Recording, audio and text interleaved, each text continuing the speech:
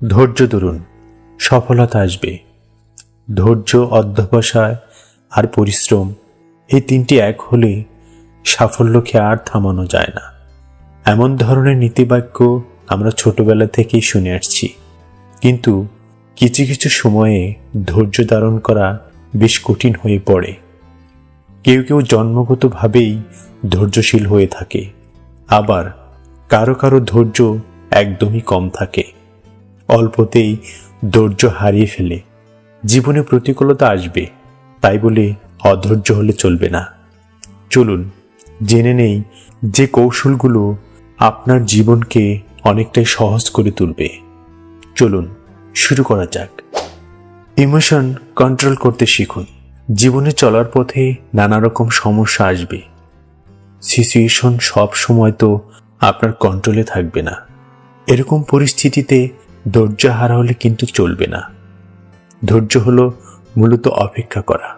আপনি যদি কোনো কিছু নিয়ে বিরক্ত বা হতাশ হয়ে থাকেন, তাহলে সময় দিন, হাল কখনো ছাড়বেন না। ছোটখাটো বিষয় নিয়ে ভেঙে পড়া চলবে না। নিজের ইমোশনকে নিয়ন্ত্রণে রাখুন। নিজের সাথে কথা বলুন এবং নিজেকে বারবার বোঝানোর চেষ্টা করুন। চোখ বন্ধ করে বড় বড় শ্বাস ছাড়ুন। সম্ভব হলে মেডিটেশন করুন। এতে করে মানসিকভাবে স্বস্তি পাবেন। ভালো শ্রোতা হওয়ার চেষ্টা করুন। আপনি কি আরেকজনের কথা শেষ হওয়া পর্যন্ত অপেক্ষা করছেন? আমরা অনেকেই আরেকজনের কথা শেষ না হওয়া পর্যন্ত অপেক্ষা করতে চাই না। নিজেরটাই আগে বলতে চাই বা কথার মাঝে ব্যাঘাত ঘটাই। এখানে কিন্তু আপনি ধৈর্যশীলের পরিচয় দিচ্ছেন না। অন্যের কথা শোনার চেষ্টা করুন। বিষয় যাই হোক না কেন, সে কি বলছে তা বোঝার চেষ্টা করুন। ভালো শ্রোতা হয়ে উঠুন। ধৈর্য বৃদ্ধি করার আরও একটি সহজ উপায় হলো ভালো শ্রোতা হওয়া। অল্পতেই ধৈর্য হারিয়ে মেনে নিতে শিখুন। যে পরিস্থিতি আপনি পরিবর্তন করতে পারবেন না, আপনার নিয়ন্ত্রণের বাহিরে, সেটি মেনে নিতে পারা একটি বড় গুণ। এই কৌশলটি আপনার ধৈর্য বৃদ্ধিতে সাহায্য করবে। বিশেষ করে প্রতিদিনের বিভিন্ন ঝামেলা সহজে এড়াতে পারবেন। কোনো অন্যায় মেনে নেওয়ার কথা বলছি না। আপনার স্কিল কাজে লাগিয়ে সিচুয়েশন সামাল দেওয়ার ট্রাই করুন। অধিকাংশ সময় আমরা অধৈর্য হয়ে পড়ি, কারণ আমরা পরিস্থিতি দ্রুত পরিবর্তন করতে চাই। সবকিছু নিজের মতো করেই পেতে চাই। কিছু কিছু ক্ষেত্রে আপনাকে কম্প্রোমাইজ করতে হবে। সব পরিস্থিতি আপনি পরিবর্তন করতে পারবেন না, বরং সেগুলো গ্রহণ করতে শিখুন। ব্রিথিং বা মেডিটেশন করুন। ব্রিথিং এবং মেডিটেশন আপনাকে দুভাবে বেনিফিট দিতে পারে।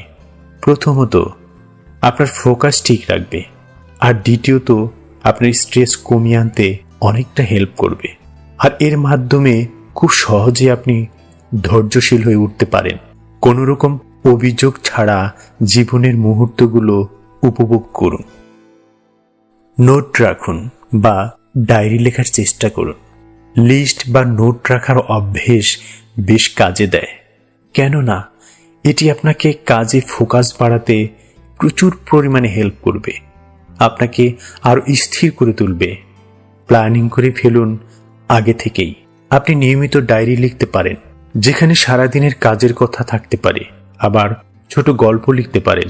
এগুলো আপনার ধৈর্য বাড়াতে বিশেষ ভূমিকা পালন করবে।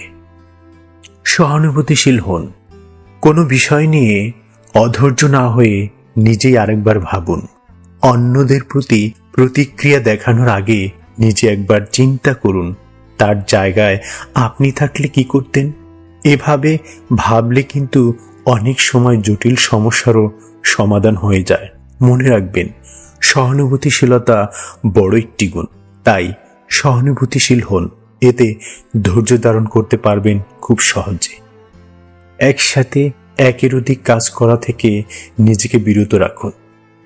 আপনি যখন একসাথে অনেকগুলো ট্যাক্স নিয়ে বিজি থাকবেন, তখন অধৈর্য হয়ে পড়বেন। একের অধিক কাজে মনোযোগ দিলে আপনি কোনো কাজই ঠিকভাবে শেষ করতে পারবেন না।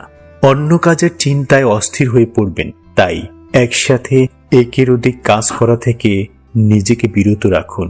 একটি কাজ শেষ হলে আরেকটি কাজে নতুন করে মনোযোগ দিন। এতে করে আপনার ধৈর্যশীলতা অনেকটাই বেড়ে যাবে। মানুষ খুব সহজেই বেশি অধৈর্য হয়ে পড়ে যখন কাজ অনেক বেশি পরিমাণ জমা হয় কিন্তু হাতে সময় থাকে কম।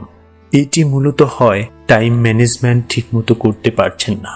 তাই আপনাকে এই বিষয়ে পারদর্শী হতে হবে, তাহলে ধৈর্য ধরা অনেকটাই সম্ভব হবে। প্রায়োরিটি অনুযায়ী কাজ ভাগ করে নিন। কোনো কাজ অযথা ফেলে রাখবেন না। সময় একবার চলে গেলে সেটা তো আর ফিরে পাওয়া সম্ভব না।